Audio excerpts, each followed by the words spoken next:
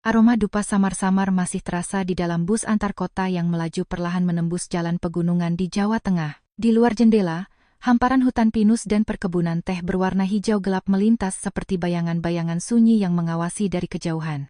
Raka duduk bersandar di kursinya sambil memandangi pemandangan itu tanpa berkedip. Perjalanan menuju kampung neneknya di lereng Gunung Lawu tidak pernah terasa nyaman. Jalan berliku dan jurang di sisi jalan sering membuat penumpang mabuk perjalanan. Namun hari ini ada sesuatu yang berbeda. Sejak berangkat dari Jakarta pagi tadi, perasaan gelisah terus menghantuinya. Mungkin karena bulan Suro akan segera tiba. Sejak kecil, ibunya sering bercerita bahwa pada malam-malam tertentu di bulan Suro, batas antara dunia manusia dan dunia arwah menjadi lebih tipis.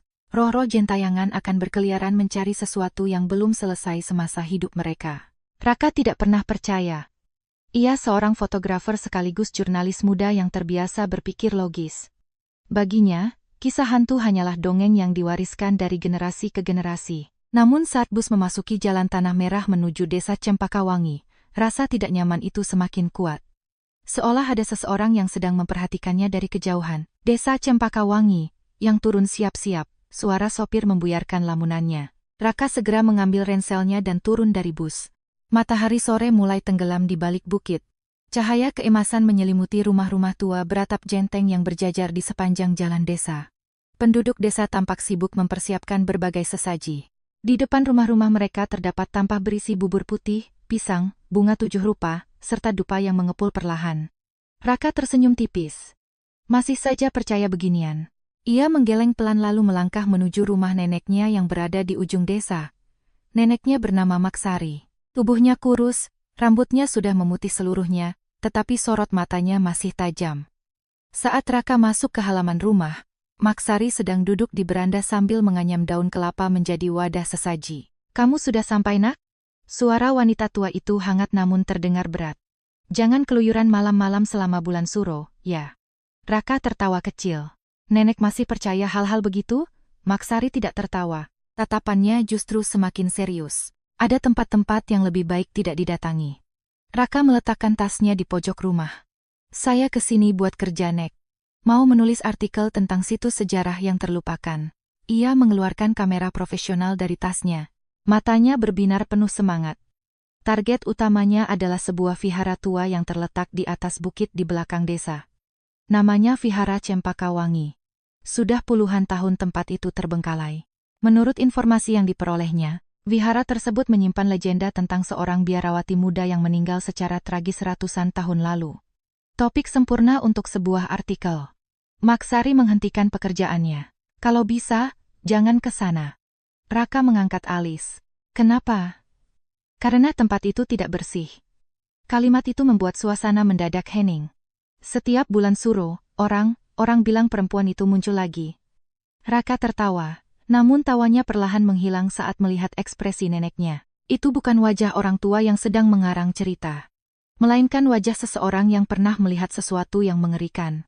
"Saya cuma mau ambil foto. Jangan membangunkan sesuatu yang seharusnya tetap tertidur." Raka tidak menjawab, namun rasa penasarannya justru semakin besar. Siapa perempuan itu? Mengapa seluruh desa masih takut pada kisah yang sudah berusia ratusan tahun? Malam pertama di desa Cempakawangi terasa panjang. Rumah kayu tua milik Maksari berderit setiap kali angin gunung berembus. Suara itu terdengar seperti bisikan-bisikan yang datang dari sudut-sudut gelap rumah. Raka berbaring di atas tikar sambil memainkan ponselnya. Ia mencoba mencari informasi tambahan mengenai Vihara Cempakawangi. Anehnya, hampir tidak ada data yang bisa ditemukan.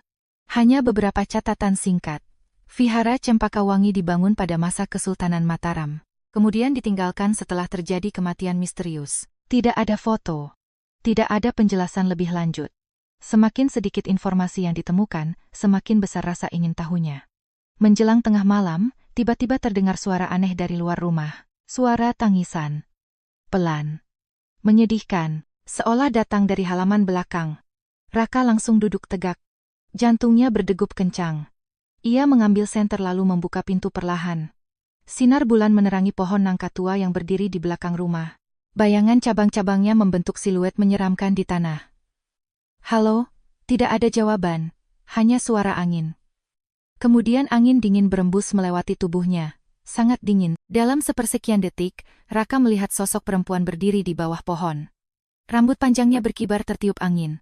Gaunnya berwarna kokelat kusam. Raka membeku. Namun saat ia berkedip, sosok itu menghilang. Tidak ada siapa-siapa. Hanya halusinasi. Ia mencoba menenangkan diri. Tetapi perasaan takut mulai tumbuh di dalam dadanya. Malam itu ia kembali ke kamar dan mengunci pintu rapat-rapat. Namun tidur tidak datang dengan mudah. Saat akhirnya terlelap, mimpi buruk langsung menghampirinya. Seorang perempuan berpakaian seperti biarawati berdiri di tengah kegelapan. Kulitnya pucat, matanya merah menyala. Ia menatap Raka tanpa berkedip. Dan terus mendekat. Pagi harinya, Raka terbangun dengan tubuh lemas. Ia memutuskan menemui sahabat masa kecilnya. Namanya Ayu. Kini Ayu berusia 23 tahun. Rambutnya hitam panjang dan wajahnya cantik, tetapi sorot matanya selalu tampak serius. Ia bekerja di kantor desa bagian pelestarian budaya dan sering membantu mendokumentasikan sejarah daerah setempat. Ketika Raka menceritakan rencananya untuk memotret vihara tua itu, Ayu langsung mengernyit. "Kamu gila? Kenapa? Bulan Suro begini malah mau naik ke sana?" Raka tertawa. "Aku cuma ambil foto. Kamu nggak ngerti." Ayu menghela napas panjang, kemudian menatapnya dengan wajah serius. "Dulu ada seorang calon biksuni yang tinggal di sana." Raka mulai tertarik. "Namanya siapa?" "Dewi." Ayu menunduk sejenak. Katanya dia jatuh cinta pada seorang pria yang sering datang berdoa ke vihara. Lalu, dia hamil. Raka terdiam. Pria itu kabur. Dan Dewi. Suara Ayu melemah. Bunuh diri di depan patung Buddha. Angin sore berembus pelan. Untuk pertama kalinya sejak tiba di desa, Raka merasakan bulu kuduknya meremang. Tapi itu cuma cerita rakyat kan? Ayu tidak langsung menjawab. Sebaliknya, ia mengeluarkan sebuah jimat kecil dari sakunya. Jimat itu dibungkus kain merah dengan tulisan aksara Jawa kuno. "Kalau tetap mau ke sana, pakai ini." Raka hendak bercanda. Namun melihat keseriusan wajah Ayu, ia mengurungkan niatnya. "Baiklah." Sore itu juga mereka memulai perjalanan menuju Vihara Cempakawangi. Jalan setapak menuju bukit terasa sunyi. Pohon-pohon besar menjulang tinggi di kiri kanan jalan. Kabang-kabangnya saling bertaut membentuk lorong alami yang menghalangi sinar matahari. Udara terasa semakin dingin. Padahal hari masih terang. "Menurutmu tempat ini aneh nggak?" Raka bertanya pelan. Ayu tidak menjawab. Ia hanya menggenggam jimat di tangannya lebih erat. Beberapa menit kemudian mereka akhirnya tiba di depan gerbang vihara. Raka langsung berhenti. Bangunan tua itu tampak jauh lebih menyeramkan daripada yang ia bayangkan. Dindingnya dipenuhi lumut, atapnya banyak yang runtuh. Gerbang kayunya lapuk dimakan usia. Namun masih berdiri kokoh. Seolah menjaga sesuatu yang tidak ingin diganggu. Raka mengangkat kameranya. Mulai memotret, tetapi setiap kali menekan tombol rana, ia merasakan hawa dingin menjalar di sepanjang tulang punggungnya. Lalu pandangannya tertuju pada sesuatu. Sebuah sumur tua. Tertutup tanaman merambat. Berdiri sunyi di sudut halaman vihara. Dan tanpa disadari, ia mulai berjalan mendekatinya. Raka melangkah perlahan menuju sumur tua itu. Tanaman merambat yang tumbuh liar menutupi sebagian besar bibir sumur. Lumut hijau tebal menempel pada batu-batu tua yang sudah retak dimakan usia. Dari dalam sumur menguar bau tanah basah bercampur aroma dupa yang sangat samar. Ayu langsung menegang. "Raka, jangan terlalu dekat. Aku cuma lihat." "Lihat." Raka tersenyum tipis. Namun entah mengapa, saat berdiri di depan sumur itu, ia merasakan jantungnya berdetak lebih cepat. Seolah ada sesuatu di bawah sana yang sedang menunggunya. Ia mengarahkan kamera ke arah sumur dan mengambil beberapa foto. Klik, klik, klik. Setiap kali rana kamera berbunyi, hawa dingin di sekelilingnya terasa semakin menusuk. Angin yang sebelumnya tenang tiba-tiba bertiup kencang. Daun-daun kering berputar di halaman vihara. Raka berjongkok di dekat bibir sumur. Saat itulah pena yang terselip di saku kemejanya terjatuh. Ah! Pena itu menggelinding ke arah bibir sumur. Refleks, Raka menjulurkan tangan untuk mengambilnya. Namun tangannya justru menyentuh sebuah batu longgar di tepian sumur. Batu itu bergeser, lalu jatuh ke dalam. Duk! Beberapa detik kemudian terdengar gema aneh dari dasar sumur. Bukan suara batu menghantam air, melainkan suara yang terdengar seperti tangisan. Raka membeku. Ayu menjerit pelan. "Kita pergi sekarang." Belum sempat Raka berdiri, tiba-tiba semburan angin dingin keluar dari dalam sumur. Angin itu membawa aroma dupa bercampur bau busuk yang menusuk hidung. Bulu kuduk Raka langsung berdiri. Untuk sesaat ia merasa seperti ada seseorang yang sedang mengembuskan napas tepat di belakang lehernya. Ia berbalik cepat. Tidak ada siapa-siapa, namun perasaan diawasi semakin kuat. Mereka segera meninggalkan area sumur dan turun dari bukit sebelum matahari terbenam. Sepanjang perjalanan pulang, tidak satu pun dari mereka berbicara. Malam itu hujan turun tipis. Raka duduk sendirian di kamar sambil memeriksa hasil foto yang diambil siang tadi. Awalnya tidak ada yang aneh. Foto gerbang, foto pohon beringin, foto aula utama vihara. Semua terlihat normal. Lalu ia membuka foto terakhir. Foto sumur tua. Jantungnya langsung berhenti berdetak selama beberapa detik. Di belakang tubuhnya, ada sosok perempuan. Tubuhnya samar seperti kabut. Mengenakan jubah koklat kusam. Rambut hitam panjang menutupi sebagian wajah. Namun kedua matanya terlihat jelas. Merah menyala. Dan sedang menatap lurus ke arah kamera. Raka menjatuhkan ponselnya. Tubuhnya gemetar. Tidak mungkin. Ia mengambil ponsel itu kembali. Memperbesar gambar. Sosok itu masih ada. Tidak berubah. Bukan bayangan. Bukan efek cahaya. Perempuan itu benar-benar tertangkap kamera. Tiba-tiba terdengar suara tangisan dari luar rumah. Kali ini lebih jelas, lebih dekat. Seolah berasal dari tepat di halaman belakang. Kemudian suara itu berubah menjadi bisikan. Pelan, serak, menusuk telinga. Aku menemukanmu. Raka langsung membeku. Napasnya tercekat. Keringat dingin mengalir di pelipisnya. Ia tidak berani bergerak. Tidak berani membuka pintu. Tangisan itu terus terdengar sampai menjelang subuh. Keesokan paginya, wajah Raka tampak pucat. Matanya sembab karena semalaman tidak tidur. Begitu matahari terbit, ia langsung menemui Ayu di kantor desa. Ayu yang sedang menyusun arsip budaya langsung menyadari sesuatu tidak beres. Kamu kenapa? Raka memperlihatkan foto itu. Wajah Ayu langsung kehilangan warna. Ya Tuhan, jadi aku tidak gila, kan? Ayu menggeleng perlahan. Tangannya terlihat gemetar. Ini dia. Siapa? Dewi. Ruangan mendadak terasa sunyi. Raka duduk perlahan. Perasaan takut yang selama ini ia abaikan mulai berubah menjadi kenyataan. Ayu lalu memperhatikan leher Raka. Mata gadis itu membelalak. Jimatmu mana? Raka terkejut. Ia segera meraba lehernya. Kosong. Jimat yang diberikan Ayu kemarin telah hilang. Aku tidak tahu. Kapan hilangnya? Aku bahkan tidak sadar. Wajah Ayu semakin pucat. Mereka berdua pulang ke rumah Maksari siang itu. Saat memeriksa tas dan pakaian Raka, mereka menemukan sesuatu. Selembar kain merah kusut. Basah oleh tanah lembab, di atasnya terdapat tulisan-tulisan kuno yang menyerupai ular melingkar. Ayu langsung mundur selangkah. Astaga! Apa ini? Ini bukan jimat yang kuberikan. Raka menelan ludah. Apa maksudmu? Ayu memandangi kain itu dengan wajah tegang. Aku pernah melihat simbol seperti ini dalam naskah kuno desa. Lalu? Itu segel penahan roh. Raka merasakan darahnya seolah membeku. Segel?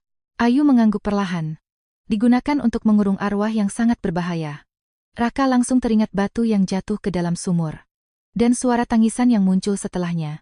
Perlahan-lahan sebuah kemungkinan mengerikan mulai terbentuk di kepalanya. Ayu, ya, kalau segel itu rusak. Ayu menatapnya, matanya penuh ketakutan. Maka sesuatu yang dikurung di sana akan bebas. Keheningan menyelimuti ruangan. Di luar rumah, angin sore berembus perlahan. Daun-daun pohon nangka bergesekan menghasilkan suara menyerupai bisikan. Maksari yang sejak tadi mendengarkan akhirnya berbicara. Wajah wanita tua itu terlihat sangat serius. Kalian harus kembali ke vihara. Apa? Cari apapun yang jatuh ke sumur.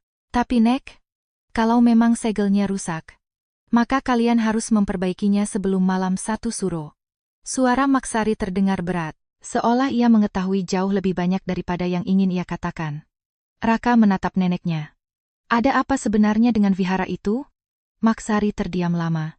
Kemudian ia berkata pelan, karena yang terkurung di sana bukan hanya Dewi. Raka dan Ayu saling berpandangan. Jantung mereka berdetak semakin cepat. Lalu siapa lagi? Maksari menundukkan kepala. Dengan suara hampir berbisik, ia menjawab. Anak yang mati bersama Dewi. Angin tiba-tiba bertiup kencang.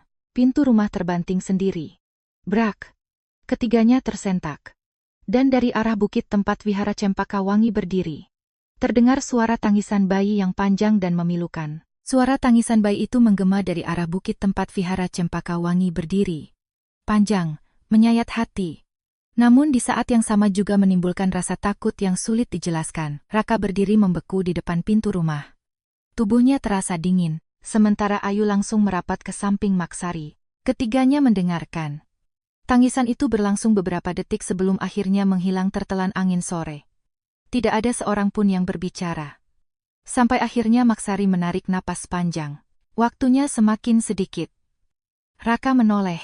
Nenek tahu sesuatu tentang tempat itu, kan? Maksari tampak ragu. Namun akhirnya ia mengangguk. Ada banyak hal yang tidak pernah diceritakan kepada orang luar. Cerita tentang Dewi? Bukan hanya Dewi. Wajah wanita tua itu berubah serius. Vihara Cempaka Wangi menyimpan dosa yang jauh lebih tua daripada kematian perempuan itu. Malam itu hujan turun deras, petir menyambar puncak-puncak bukit. Angin gunung menggerakkan jendela-jendela kayu tua hingga berderit tanpa henti. Raka tidak bisa tidur. Setiap kali menutup mata, ia melihat wajah perempuan dalam foto itu. Mata merahnya, tatapan penuh kebencian, dan suara bisikan yang terdengar malam sebelumnya. Aku menemukanmu. Menjelang tengah malam, rasa kantuk akhirnya mengalahkannya. Namun mimpi buruk segera datang. Ia melihat dirinya berdiri di dalam aula utama vihara. Lilin-lilin menyala di segala arah. Kabut hitam memenuhi ruangan. Di bawah patung Buddha, seorang perempuan muda sedang menangis. Perutnya membesar. Tubuhnya kurus. Wajahnya pucat. Dewi. Perempuan itu mengangkat wajah perlahan. Air mata darah mengalir dari kedua matanya. Kenapa kau meninggalkanku? Suara itu terdengar jelas. Seolah ditujukan langsung kepadanya. Aku tidak pernah meninggalkanmu. Teriak Raka. Namun Dewi menggeleng. Wajahnya berubah. Menjadi lebih menyeramkan. Kulitnya membusuk. Lehernya memanjang tidak wajar. Tali jerat muncul melingkari lehernya. Pembohong. Tiba-tiba lantai aula retak. Sesuatu muncul dari bawah tanah.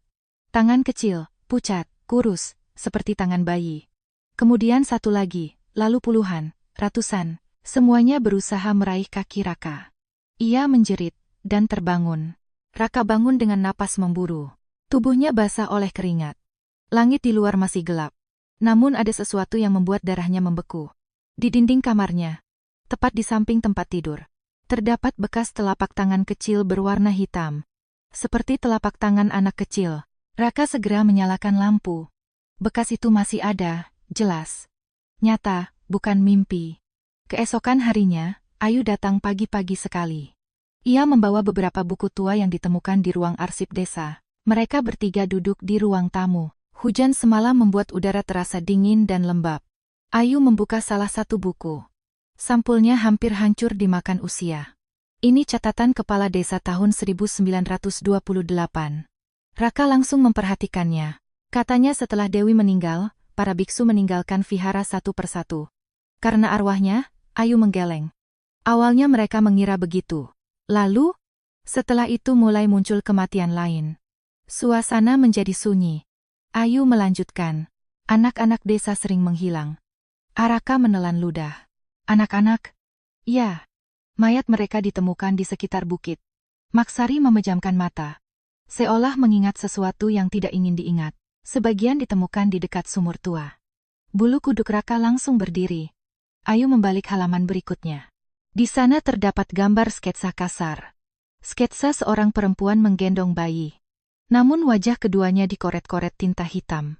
Seakan seseorang berusaha menghapus keberadaan mereka. Ini Dewi? Tanya Raka. Sepertinya. Ayu menunjuk tulisan di bawah gambar. Tulisan itu menggunakan aksara Jawa kuno. Namun sudah diterjemahkan oleh peneliti beberapa puluh tahun lalu. Raka membaca perlahan. Jangan pernah membangunkan ibu yang menangis di bawah tanah. Keheningan langsung menyelimuti ruangan. Sore harinya mereka memutuskan kembali ke vihara. Meski rasa takut semakin besar, mereka tahu tidak ada pilihan lain. Semakin lama mereka menunggu, keadaan akan semakin buruk. Ayu membawa dupa, bunga melati, dan air yang sudah didoakan oleh seorang sesepuh desa. Maksari memberikan sebuah tasbih kayu tua miliknya kepada Raka. Pegang ini apapun yang terjadi. Raka mengangguk, meskipun dalam hati ia tidak yakin benda itu bisa melindunginya. Perjalanan menuju bukit terasa berbeda dibanding sebelumnya. Langit mendung. Burung-burung tidak terdengar. Hutan di sekitar jalan setapak tampak terlalu sunyi. Bahkan suara serangga pun menghilang, seolah seluruh alam sedang menahan napas. Saat mereka tiba di halaman vihara, hawa dingin langsung menyambut. Raka merasakan tekanan berat di dadanya. Patung Buddha yang rusak masih berdiri di dalam aula utama. Namun kali ini sesuatu tampak berbeda. Di depan patung terdapat jejak kaki kecil. Basah, berwarna hitam pekat. Jejak itu mengarah ke belakang vihara. Menuju sumur tua. Ayu langsung menggenggam lengan Raka. Kita jangan ke sana. Namun sebelum Raka sempat menjawab, suara sapu terdengar dari balik pohon beringin tua. Serak, serak, serak. Mereka menoleh bersamaan. Seorang pria tua berjubah koklat berdiri di sana. Tubuhnya kurus. Wajahnya dipenuhi keriput, namun matanya tajam. Sangat tajam. Pria itu memegang sapu lidi tua. Dan seolah sama sekali tidak terkejut melihat kedatangan mereka. Sebaliknya, ia justru memandang Raka dengan ekspresi yang sulit dijelaskan. Seperti seseorang yang telah lama menunggu. Akhirnya kau datang juga. Suara pria tua itu pelan, namun membuat jantung Raka berdegup keras. Kau siapa? Pria itu tersenyum tipis. Aku penjaga terakhir Vihara Cempaka Wangi. Angin tiba-tiba bertiup kencang. Daun-daun kering berputar di halaman. Lalu pria tua itu menatap lurus ke mata Raka, dan mengucapkan kalimat yang membuat darahnya seolah berhenti mengalir. Segel di dasar sumur sudah rusak, dan arwah ibu itu sudah bangun. Angin dingin berembus kencang di halaman Vihara Cempaka Wangi. Daun-daun kering berputar di udara seperti pusaran kecil yang mengelilingi pria tua berjubah cokelat itu. Raka dan Ayu berdiri terpaku. Tatapan pria tua tersebut begitu tajam hingga membuat mereka merasa seolah seluruh rahasia dalam hati mereka telah terbaca. Siapa sebenarnya Bapak? Tanya Raka akhirnya. Pria tua itu meletakkan sapunya di samping pohon beringin. Aku Bante Darmawijaya. Suaranya tenang, penjaga terakhir vihara ini. Ayu menelan ludah. Penjaga terakhir? Bante itu mengangguk perlahan. Dulu vihara ini ramai. Banyak biksu dan umat datang beribadah. Namun setelah tragedi itu, satu persatu pergi meninggalkan tempat ini. Ia memandang ke arah aula utama. Mereka takut. Takut pada Dewi? Tanya Raka. Bante Darmawijaya menghela napas panjang. Kalau hanya Dewi, masalahnya tidak akan sebesar ini. Jantung Raka berdetak semakin cepat. Maksud Bapak? Bante itu tidak langsung menjawab. Ia berjalan perlahan menuju sumur tua. Raka dan Ayu mengikuti dari belakang. Sesampainya di tepi sumur, pria tua itu menatap ke dalam kegelapan. Di bawah sana bukan hanya arwah Dewi dan bayinya yang dikurung. Raka merasakan hawa dingin menjalar di punggungnya. Lalu apalagi, Bante Darmawijaya memejamkan mata. Ratusan tahun lalu terjadi pembantaian di bukit ini. Keheningan menyelimuti halaman vihara. Hanya suara angin yang terdengar. Pada masa perang antar bangsawan Jawa, banyak penduduk desa dibunuh di tempat ini. Mayat mereka dibuang ke sumur. Bante mengangguk. Sebagian besar. Ayu langsung pucat. Jadi semua arwah itu masih ada? Ya. Suara Bante terdengar berat. Mereka dikurung dengan segel spiritual yang sangat kuat. Ia menoleh ke arah Raka. Dan tanpa sengaja, kau telah merusaknya. Mereka bertiga masuk ke aula utama vihara. Di dalamnya terasa jauh lebih dingin dibanding di luar. Patung Buddha tua yang retak masih berdiri di atas altar batu. Debu menutupi hampir seluruh ruangan. Namun anehnya, tidak ada sarang laba-laba. Seolah sesuatu masih rutin bergerak di dalam tempat itu. Bante Darmawijaya duduk bersila di depan altar. Ia mengambil sebuah kitab tua yang disimpan dalam peti kayu kecil. Sampulnya sudah sangat usang. Kitab ini diwariskan dari generasi ke generasi penjaga vihara. Katanya pelan. Di dalamnya tercatat sejarah sebenarnya tentang Dewi. Raka dan Ayu langsung mendekat. Bante membuka halaman-halaman yang mulai menguning. Lalu mulai bercerita. Ratusan tahun lalu, Dewi bukanlah seorang biksuni. Ia hanyalah seorang gadis desa bernama Dewi Lestari. Karena keluarganya miskin, ia diserahkan kepada vihara sejak kecil. Di sana ia belajar membaca, menulis, dan hidup sederhana. Saat dewasa, kecantikannya mulai dikenal banyak orang. Termasuk seorang pemuda bangsawan bernama Wiratama. Wiratama sering datang ke vihara dengan alasan bersembahyang. Namun sebenarnya ia ingin bertemu Dewi. Awalnya hubungan mereka hanya sebatas percakapan singkat. Lalu berkembang menjadi cinta. Dewi percaya sepenuhnya kepada pemuda itu. Ia yakin akan dinikahi. Namun semuanya berubah ketika dirinya hamil. Wiratama ketakutan. Ia berasal dari keluarga terpandang. Jika hubungan mereka diketahui, nama keluarganya akan hancur. Maka ia memilih pergi. Meninggalkan Dewi sendirian. Kabar kehamilan Dewi segera menyebar. Masyarakat mencemoohnya. Orang-orang yang dulu menghormatinya berubah menjadi penghina. Dewi kehilangan segalanya. Malu, putus asa, dan tidak memiliki tempat untuk kembali. Pada malam hujan deras, ia masuk ke aula utama vihara. Berdiri di depan patung Buddha. Lalu mengakhiri hidupnya sendiri. Sebelum mati, ia mengucapkan sumpah. Sumpah yang dipenuhi kebencian. Ia mengutuk Wiratama dan seluruh keturunannya. Agar tidak pernah hidup tenang. Agar selalu kehilangan orang yang mereka cintai. Agar terus membayar dosa yang sama sepanjang kehidupan mereka. Bante Dharmawijaya menutup kitab perlahan. Ruangan menjadi sunyi. Raka merasa tenggorokannya kering. Entah mengapa, kisah itu terasa begitu dekat. Terlalu dekat. Masalahnya, lanjut Bante. Setelah Dewi meninggal, kebencian itu menarik sesuatu dari bawah sumur. Ayu menegang. Sesuatu? Bante mengangguk. Arwah-arwah penuh dendam yang terkubur di sana. Dan mereka bergabung dengan kutukan Dewi. Suasana mendadak terasa semakin berat, karena itulah segel dibuat. Kata Bante. Bukan untuk mengurung Dewi saja, tetapi untuk mengurung semua yang bangkit akibat kebenciannya. Tiba-tiba, brak, pintu aula utama tertutup sendiri dengan keras. Ayu menjerit, Raka langsung berdiri. Angin dingin berputar di dalam ruangan, padahal seluruh jendela tertutup. Lilin-lilin tua yang ada di altar menyala sendiri. Satu persatu. Nyala api berwarna kebiruan. Kemudian terdengar suara tangisan bayi. Sangat dekat, sangat jelas. Tangisan itu berasal dari belakang patung Buddha. Bante Dharmawijaya langsung bangkit. Wajahnya berubah tegang. Tidak bagus. Ada apa? Tanya Raka. Bante menatap ke arah altar. Matanya membelalak. Dia sudah mulai menampakkan diri di siang hari. Terdengar suara langkah kaki kecil. Tap, tap, tap. Pelan. Mendekat. Dari balik altar muncul seorang anak kecil. Tubuhnya kurus. Kulitnya pucat kebiruan. Matanya putih seluruhnya tanpa bola mata. Air hitam menetes dari sudut bibirnya. Ayu menjerit ketakutan. Raka tidak mampu bergerak. Anak itu menatap lurus ke arahnya. Kemudian tersenyum. Senyuman yang sama sekali tidak terlihat seperti senyuman seorang anak. Lalu dengan suara serak yang bukan miliknya, ia berkata, Ayah, akhirnya aku menemukanmu. Ayah, akhirnya aku menemukanmu. Suara itu keluar dari mulut anak kecil tersebut. Namun jelas bukan suara seorang anak. Suara itu terdengar seperti beberapa orang berbicara bersamaan dari dalam sumur yang sangat dalam. Raka merasakan seluruh tubuhnya membeku. Aku bukan ayahmu, katanya dengan suara gemetar. Anak itu tetap tersenyum.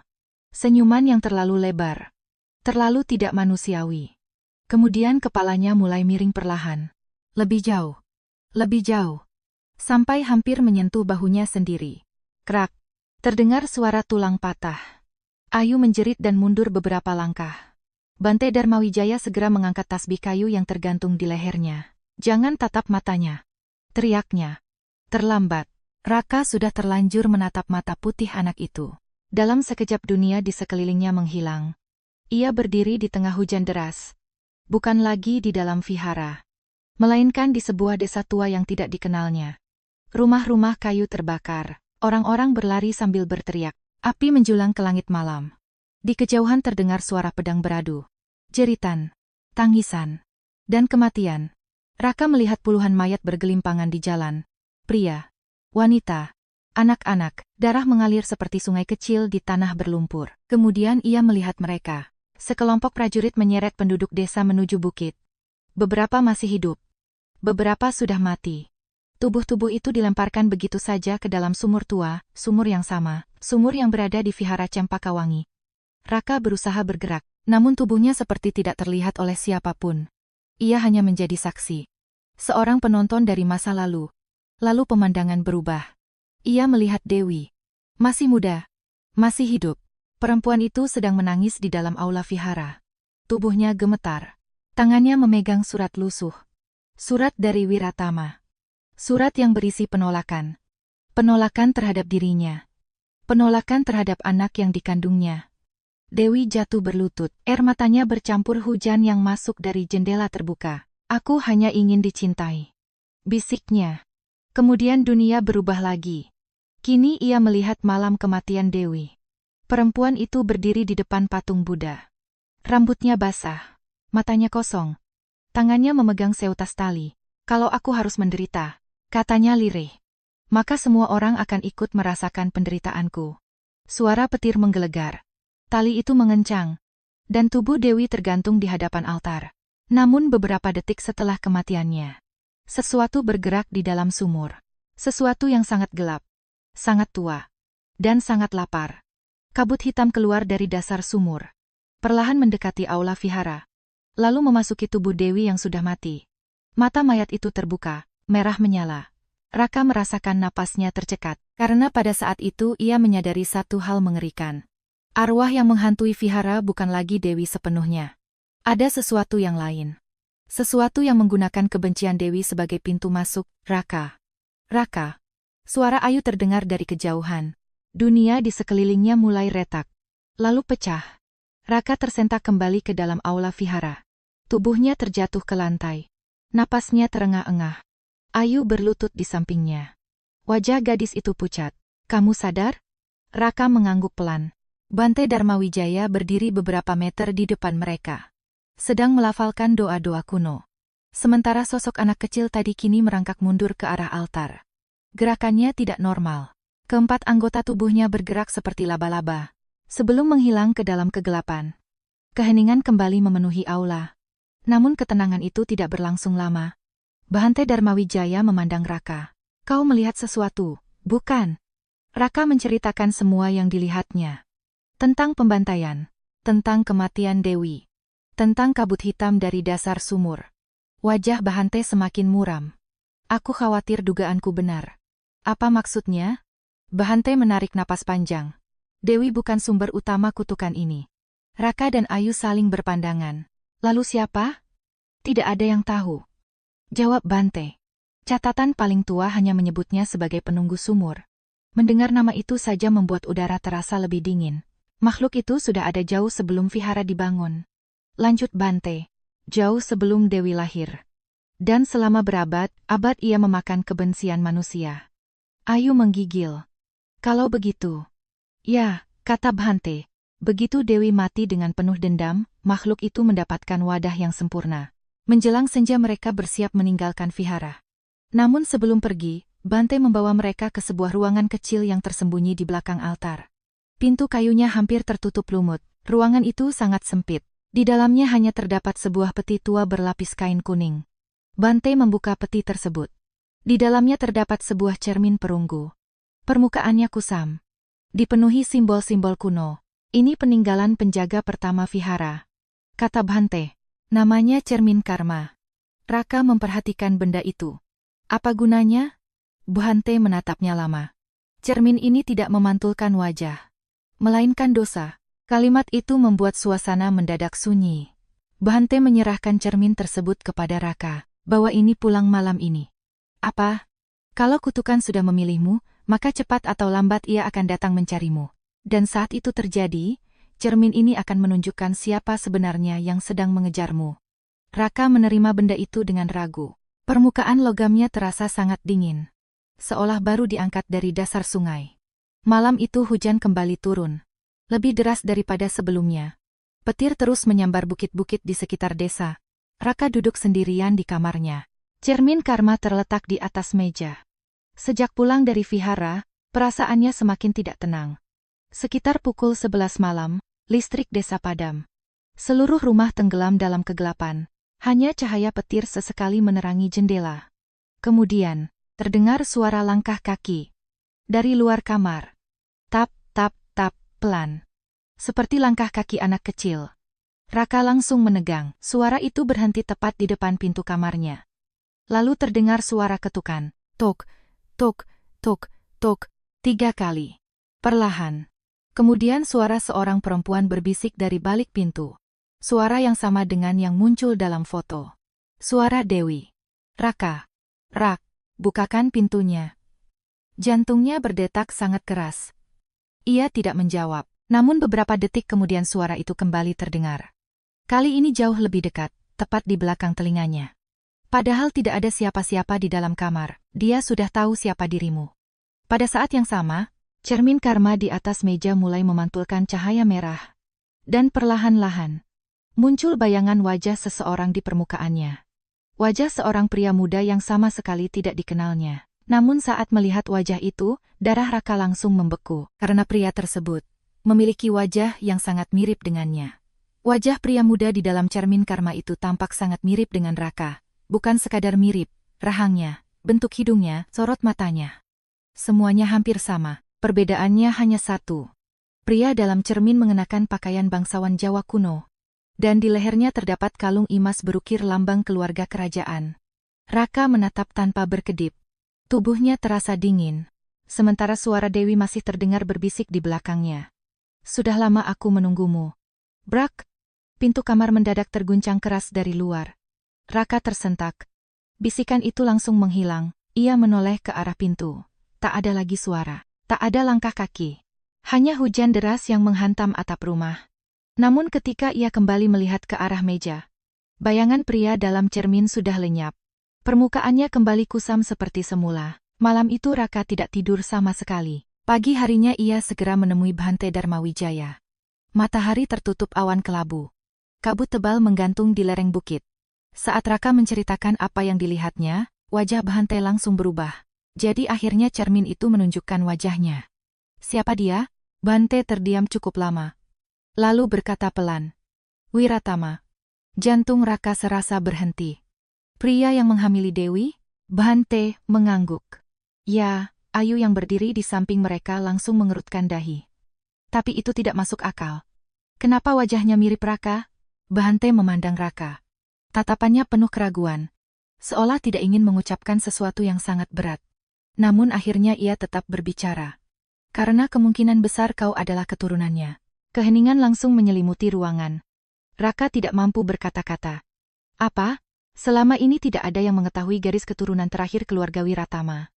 Lanjut Bhante. Catatan keluarga mereka menghilang setelah masa penjajahan Belanda. Namun jika cermin karma memperlihatkan wajah itu kepadamu, hanya ada satu kemungkinan. Raka merasakan tenggorokannya mengering. Seluruh kepingan teka-teki mulai tersusun. Kutukan Dewi, tatapan arwah anak kecil, panggilan ayah, dan ketertarikan aneh yang seolah menariknya ke vihara. Semuanya mulai masuk akal. Atau justru menjadi lebih mengerikan. Hari itu mereka memutuskan mencari bukti. Bhante membawa mereka menuju sebuah bangunan tua di belakang vihara. Bangunan itu hampir runtuh, dipenuhi akar pohon dan semak liar. Dulu tempat tersebut digunakan sebagai perpustakaan vihara.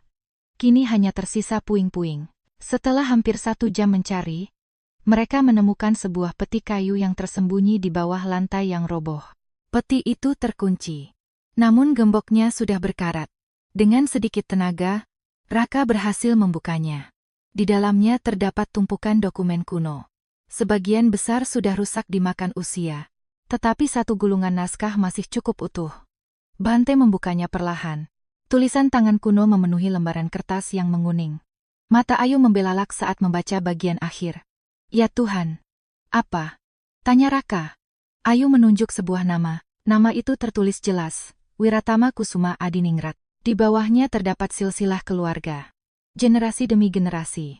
Sampai akhirnya mencapai satu nama yang membuat darah Raka membeku. Surya Adiningrat, nama kakeknya. Raka merasa dunia berputar. Aku. Ia tidak mampu melanjutkan kalimat. Bhante menutup mata. Sekarang kita tahu kenapa kutukan itu memilihmu. Malam berikutnya menjadi malam yang paling mengerikan dalam hidup Raka.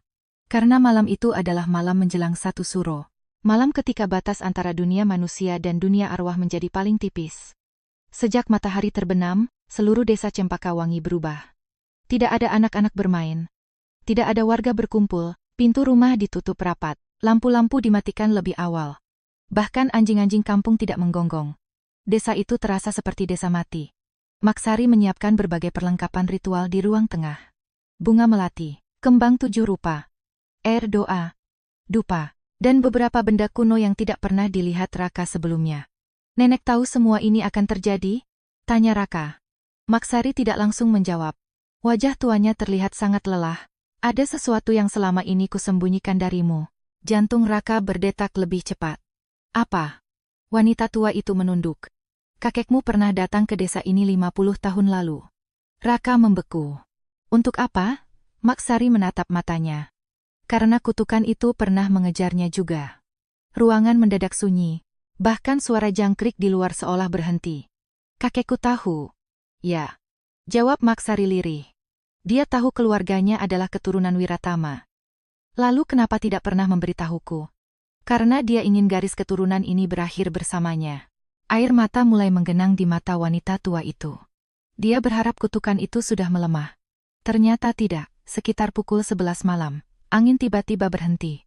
Seluruh desa tenggelam dalam kesunyian yang tidak wajar. Lalu terdengar suara lonceng. Teng, teng. Suara itu berasal dari arah vihara. Padahal tidak ada lonceng di sana selama puluhan tahun. Bhante Dharmawijaya yang sedang berjaga langsung berdiri. Wajahnya pucat. Dia datang. Siapa? Tidak perlu ada yang menjawab. Karena beberapa detik kemudian, tangisan perempuan terdengar dari seluruh penjuru desa. Tangisan yang sama. Tangisan Dewi. Tangisan penuh kesedihan dan kebencian. Lampu minyak di rumah Maksari mulai berkedip-kedip. Udara menjadi sangat dingin. Kemudian dari luar rumah terdengar suara langkah kaki. Bukan satu, bukan dua, melainkan puluhan. Seperti banyak orang sedang berjalan perlahan mengelilingi rumah. Tap tap tap tap tap. Raka mengintip melalui celah jendela. Dan langsung menahan napas. Di luar rumah berdiri puluhan sosok. Tubuh mereka basah. Wajah mereka pucat. Mata mereka kosong. Mereka mengenakan pakaian dari berbagai zaman. Ada petani, ada prajurit. Ada wanita tua. Ada anak-anak. Semuanya berdiri diam menatap rumah. Arwah-arwah dari sumur tua. Dan di tengah kerumunan itu, berdiri seorang perempuan dengan jubah koklat kusam. Rambut panjang menutupi sebagian wajahnya, namun mata merahnya terlihat jelas. Dewi. Akhirnya ia datang sendiri, lalu perlahan. Perempuan itu mengangkat tangannya dan menunjuk tepat ke arah Raka. Dengan suara yang terdengar dari luar rumah dan sekaligus dari dalam kepalanya, ia berkata, "Aku akan mengambil kembali apa yang dirampas dariku. Aku akan mengambil kembali apa yang dirampas dariku." Suara Dewi menggema di seluruh halaman rumah Maksari. Bukan hanya terdengar oleh telinga, tetapi juga langsung masuk ke dalam pikiran. Raka memegangi kepalanya. Rasa nyeri luar biasa menyerang pelipisnya. Bayangan-bayangan aneh mulai bermunculan di hadapan matanya. Ia melihat seorang perempuan menangis. Melihat seorang bayi yang tidak pernah sempat lahir. Melihat tali gantungan yang bergoyang perlahan di dalam aula vihara. Dan di balik semua itu, ia melihat sosok hitam raksasa berdiri di dasar sumur. Sosok yang selama ini bersembunyi di balik kutukan Dewi.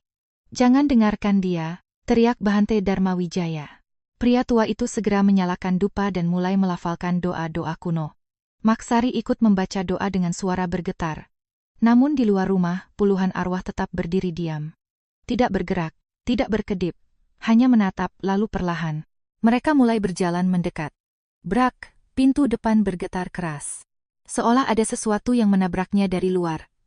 Ayu menjerit. Pintunya tidak akan bertahan lama. Bhante Dharmawijaya mengangguk. "Aku tahu." Wajahnya terlihat sangat serius. "Kita harus mengakhiri semuanya malam ini." "Bagaimana caranya?" tanya Raka. Bhante memandangnya. "Hanya ada satu cara." Ruangan mendadak sunyi. "Kutukan ini harus dikembalikan ke sumbernya." "Sumbernya?" "Sumur tua." Raka langsung memahami maksudnya. Mereka harus kembali ke vihara. Malam itu juga, saat kutukan berada pada puncak kekuatannya. Beberapa menit kemudian mereka meninggalkan rumah. Langit malam tampak hitam pekat. Bulan tertutup awan. Kabut tebal menyelimuti jalan desa. Bhante berjalan paling depan sambil membawa lentera. Di belakangnya Ayu menggenggam tas berisi perlengkapan ritual. Maksari membawa kitab doa tua. Sedangkan Raka membawa cermin karma. Mereka bergerak cepat menuju bukit, namun suasana desa berubah menjadi semakin menyeramkan. Di sepanjang jalan, sosok-sosok pucat terlihat berdiri di antara pepohonan. Diam, mengawasi. Kadang muncul, kadang menghilang. Setiap kali petir menyambar, jumlah mereka tampak semakin banyak. "Astaga," bisik Ayu. Semua arwah itu sudah keluar. Bhante tidak menjawab. Ia terus berjalan. Semakin dekat mereka ke vihara, semakin dingin udara di sekitar. Napas mereka mulai terlihat seperti asap putih. Padahal bukan musim dingin. Saat gerbang vihara Cempaka Wangi terlihat di depan mata, mereka semua berhenti.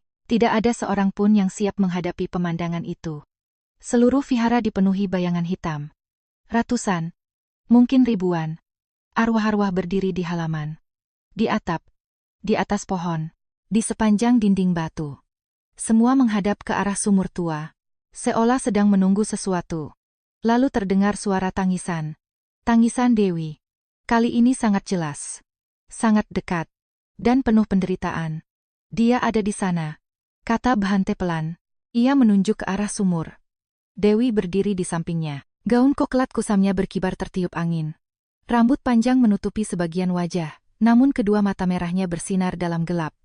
Di sampingnya berdiri anak kecil yang pernah dilihat Raka. Anak itu tersenyum. Senyuman mengerikan yang membuat darah membeku. Dewi, teriak Bhante. Perempuan itu perlahan mengangkat kepala. Sudah cukup, lanjut Bhante. Penderitaanmu harus berakhir malam ini. Untuk sesaat Dewi hanya diam, kemudian terdengar suara tawa.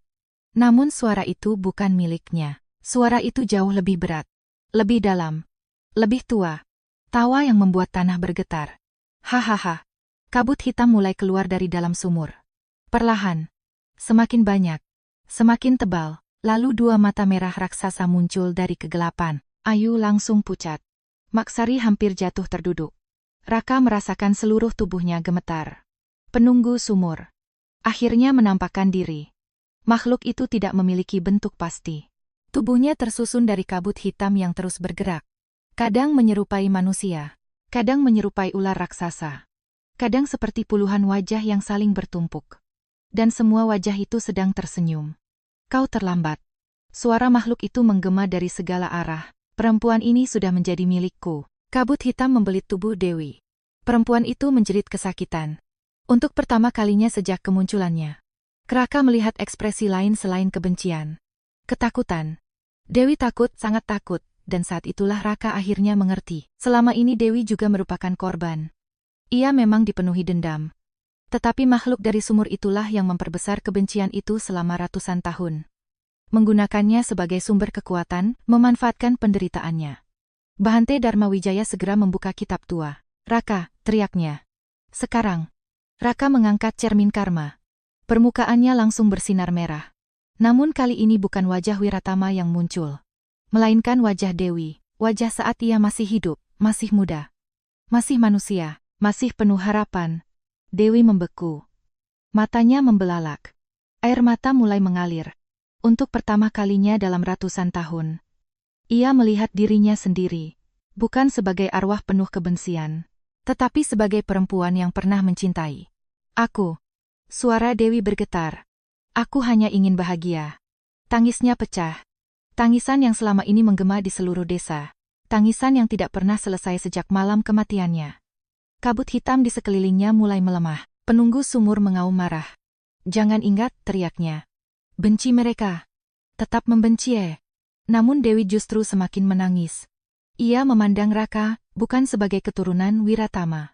Bukan sebagai musuh, melainkan sebagai manusia. Sudah cukup. Bisiknya. Sudah cukup. Tiba-tiba cahaya putih muncul dari tubuh Dewi. Semakin terang. Semakin besar. Kabut hitam yang membelitnya mulai terbakar. Penunggu sumur menjerit marah. Tanah bergetar hebat. Sumur tua retak di berbagai sisi. Arwah-arwah yang memenuhi vihara mulai berteriak. Namun bukan lagi teriakan kemarahan. Melainkan teriakan kebebasan. Satu persatu mereka berubah menjadi cahaya. Lalu menghilang ke langit malam, termasuk anak kecil yang berdiri di samping Dewi. Anak itu tersenyum. Senyuman damai. Untuk pertama kalinya. Lalu tubuhnya berubah menjadi cahaya kecil dan menghilang. Tidak, raung penunggu sumur. Aku tidak akan kembali sendirian. Makhluk itu mencoba keluar sepenuhnya dari sumur. Namun Bhante Dharma Wijaya segera menancapkan tongkat ritual ke tanah. Maksari dan Ayu melanjutkan doa. Cahaya putih dari tubuh Dewi semakin kuat. Kemudian, boom! Ledakan cahaya memenuhi seluruh vihara. Raka menutup mata. Tanah berguncang hebat, dan semuanya berubah menjadi putih. Ketika Raka membuka mata kembali, matahari pagi sudah terbit. Langit biru membentang di atas bukit. Udara terasa hangat, tenang, damai. Vihara Cempaka Wangi masih berdiri. Namun sumur tua itu telah runtuh, tertimbun batu dan tanah. Kabut hitam sudah lenyap, tangisan sudah hilang. Keheningan yang tersisa bukan lagi keheningan menakutkan, melainkan ketenangan. Bante Dharmawijaya duduk bersila di dekat reruntuhan sumur. Tersenyum tipis. Sudah berakhir, katanya pelan. Raka memandang ke arah halaman vihara. Di bawah pohon beringin tua. Sesaat ia melihat seorang perempuan muda berdiri sambil menggendong seorang anak kecil. Mereka tersenyum, lalu perlahan menghilang bersama cahaya matahari pagi. Dewi akhirnya bebas. Dan untuk pertama kalinya setelah ratusan tahun, kutukan Nusantara yang menghantui Vihara Cempaka Wangi pun berakhir.